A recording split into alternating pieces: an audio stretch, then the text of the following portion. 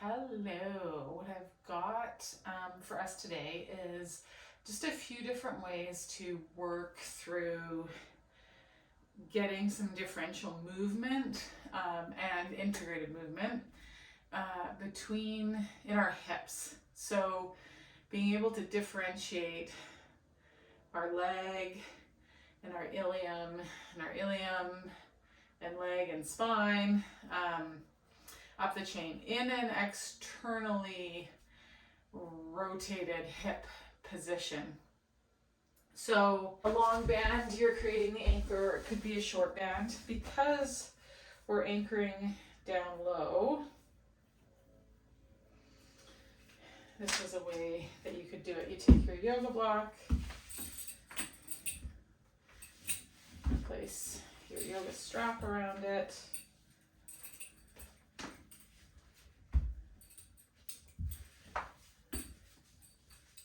do up my, I'm going to put my mini band in there first. Upsidezes.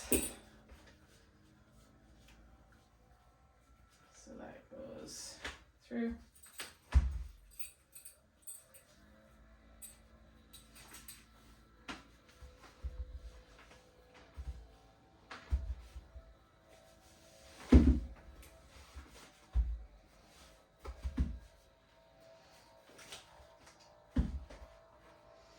Okay, so then I'm going to put this outside my door.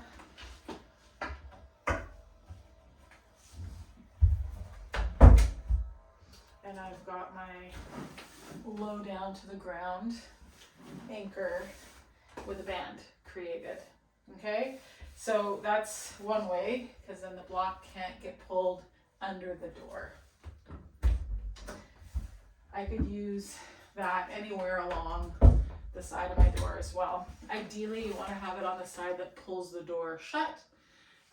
That way that you don't run the risk of the door popping open. So that's a way that you can create an anchor system using the mini band. Obviously, the longer jump rope is easier because I don't have to put it on before I get my strap around the yoga block. So get the props you're going to need, and then come back and join me in this 90-90 position. So in this 90-90 position, just kind of check in with how things feel. And it's not necessary to have full range of motion in this position. But you want enough range of motion that day-to-day things don't feel tight or stiff. Okay, so which has less to do with range of motion and more to do with input into the tissues. So we're going to explore some ways today to get input into the tissues of our hips. So just kind of check out the position of your ankles, your knees, how much of your bottom is in contact with the ground, how this feels, okay? Then we're going to set ourselves up. So I've just used a couple of carabiners on the end of my strap to connect my loops. I could just use one carabiner. So I loop it around the bar so I have this double resistance band. Okay. From here, I'm going to put that around my leg and come onto my back. So just even here, for some of us, this can be a very nice traction and input into the hip joint on that banded side. Okay, so just take a couple of breaths there. Assess whether you need to move further away or closer towards the anchor so that you get the amount of traction kind of in that hip that has you be able to feel like, you know, there's some input into the hip, but you're not being like pulled off kilter here. Then we're going to take that leg and cross it over the opposite knee. Everybody's going to experience kind of something different in terms of where they want that band. I like it kind of a third up my thigh. Some people are going to maybe like it more towards the knee. But when we get into this position, if we need to be further outstretched, ideally we want to kind of find the amount where that knee can be over the hip rather than out to the side, okay? And then there's just some work that starts to happen to be here. I'm going to create a bit of a pull with my foot that's on the ground so I get that hamstring on. And then I'm simply going to play with moving my pelvis towards 6 o'clock and towards 12 o'clock. Towards 6 o'clock and towards 12 o'clock. So I'm moving my ilium and my spine. Kind of trying to keep my legs still. Just kind of notice how that feels. Now let there be kind of a pitching of the knees as the pelvis rolls to 6, the pitching of the knees away from you, and then a pitching of the knees towards you ever so slightly as you move to 12. And so now the legs are kind of coming with, and you might explore kind of where you want that band. Some of us might like kind of this kind of tension. Yeah, that works better for me. And we're just kind of moving between 6 and 12.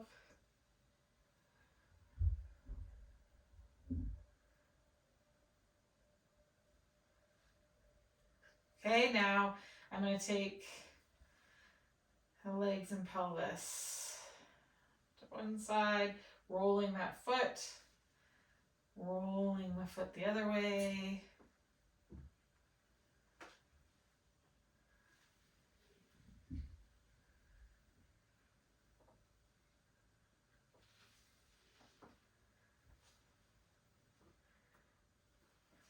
So there shouldn't be any pinchiness or discomfort. You want just enough input from the band that you feel that hip and some muscles kind of engaging in there, but nothing pinchy or crampy or no pain. Okay, then you're going to bring that foot back to the floor. Again, take a couple of breaths there just with that tension on the band. Okay, then we're going to take the band off. Come and find ourselves again in that 90-90. Just notice where the feet, ankles, the knees, how you feel in the hips. And then you're going to need a yoga block for this next setup. I'm going to use the wall here. And we want to be inputting into that same hip, okay? So I'm going to set up on a bit of an angle.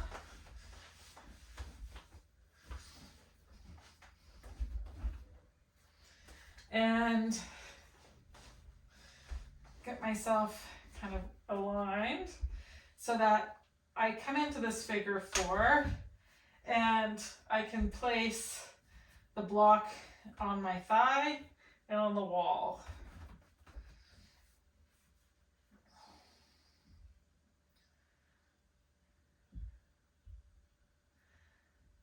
Okay, so now I'm creating a bit of a push into that block. I'm going to get my other hamstring, kind of knee and hip, to pull towards one another. And same idea here in terms of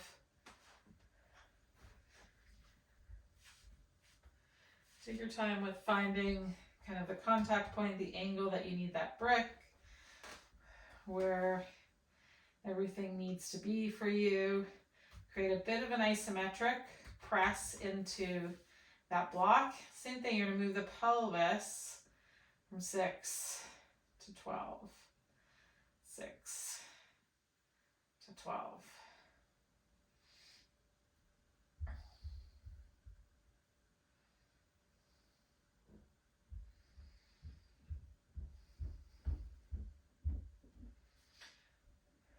Okay, so settle into the middle here. We're gonna think about dropping that knee into the hip socket. Another way to think of it is that you're gonna pitch that knee of the foot that's on the floor down towards the ground, away from you and down towards the ground. That'll get that hamstring, and we're really sinking this hip into the hip socket.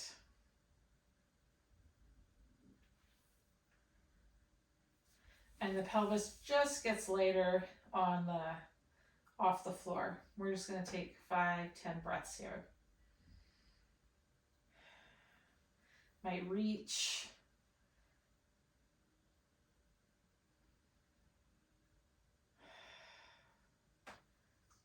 Sink, sink, sink, sink, sink, sink, sink.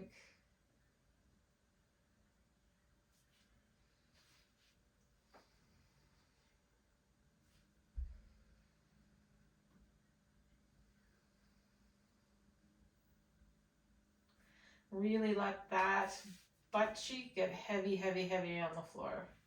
Almost like you're trying to rotate in the direction of that leg that's propped with the block. So your pubic bone will kind of turn towards that femur bone.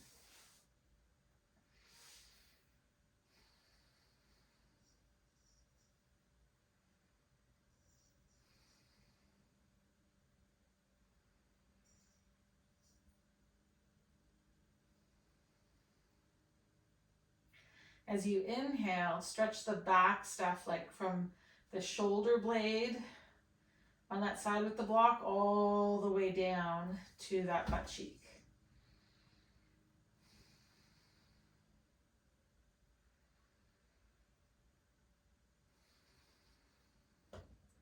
Still pressing into that block slightly.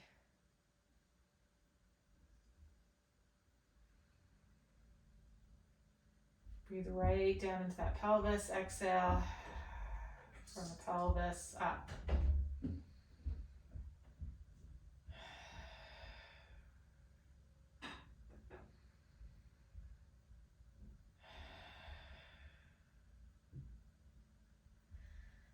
Okay, we're going to let that go. Come on up into that 90-90 again. And just kind of notice where you end up in that position, how hips feel, knees feel, what of your bottom is in contact with that floor. And then we're going to go through that same sequence on the other side.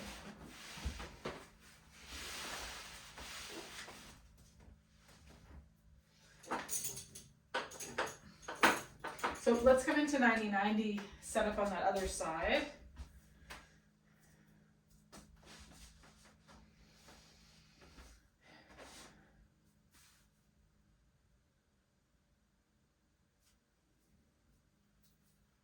Okay, so check in with how it feels. Notice the angle of the ankles, your knees, how that feels, what's in contact with the floor there. We've done one side, so we're gonna come on to this other side.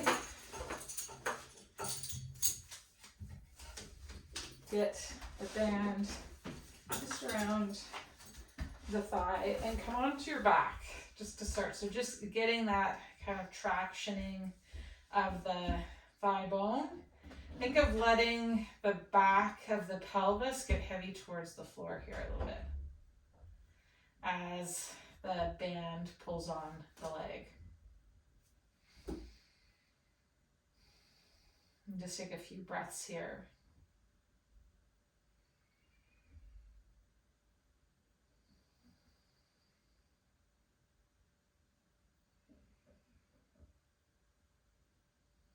And play with where the band is on the thigh, the amount of traction or pull that it is creating.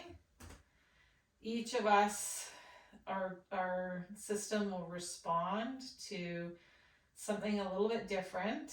Some of us might need more, some of us might need less, to kind of find where we start to feel like the breath just naturally goes a little lower into the pelvis, that the pelvis gets a little heavier on the ground, and that we start to be able to feel the structures of like that leg bone versus the ilium or the hemipelvis versus the sacrum, the spine in between those two hemipelvi. We're going to lift that leg up and rotate it. And once you rotate it, adjust your distance. You might need to get closer or further away to adjust the traction and the amount of pull on that band.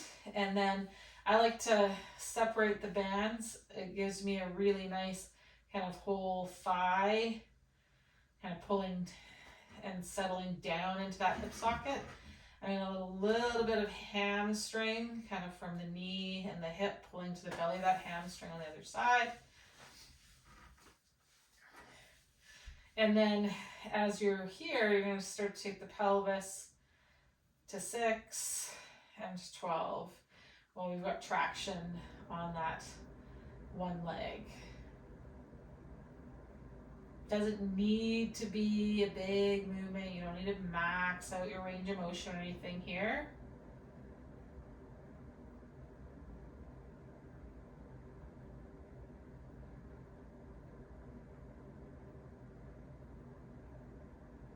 Okay, now let the thighs, the knees kind of pitch away as you move to 6. And think of them pitching up towards your head. Pitch them away as you move to 12, and think of pitching them towards your head as you move to 6. Pitch them away, pitch them towards your head. So now the legs and the hemipelvis are kind of moving together or undifferentiatedly. Okay, and then find the neutral spot there. And now we're going to take the pelvis and the legs, roll that foot to 3 or 9 and to 3. Roll the foot. Just let your upper body do what it does.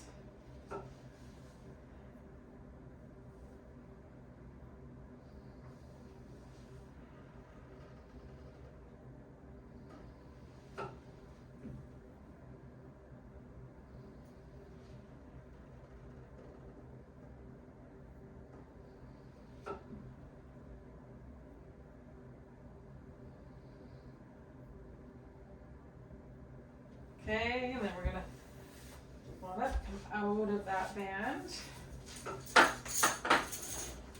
Find our way to 90-90 again. See how that feels when our hips, our pelvis, our knees. And then we will set up to utilize that wall again.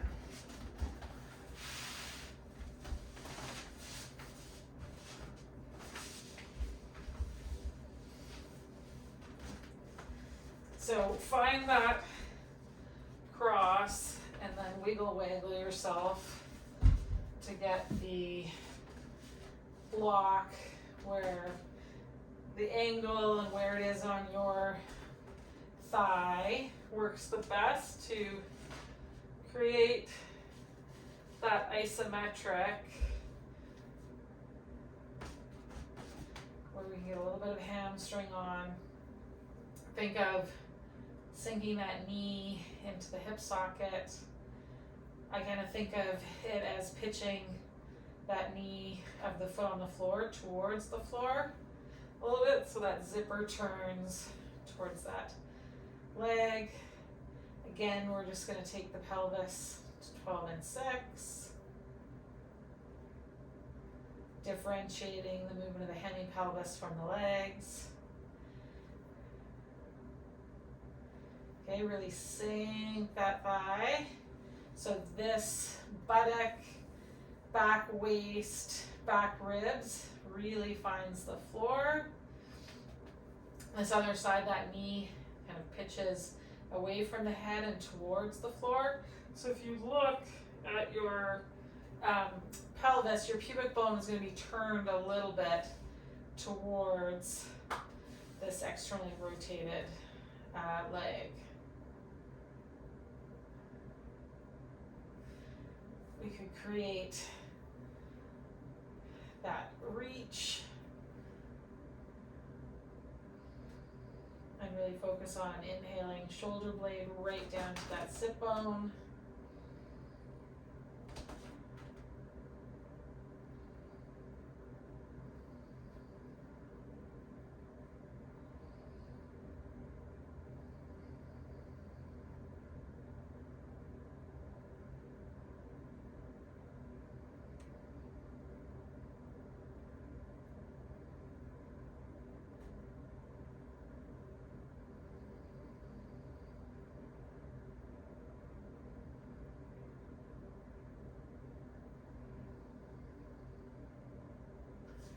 Really think of drawing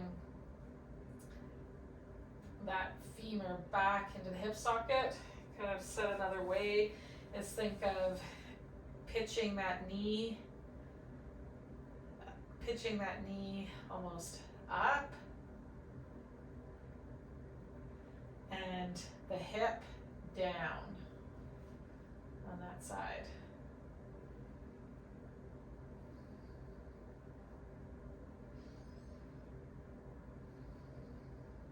Do 3 more breaths here.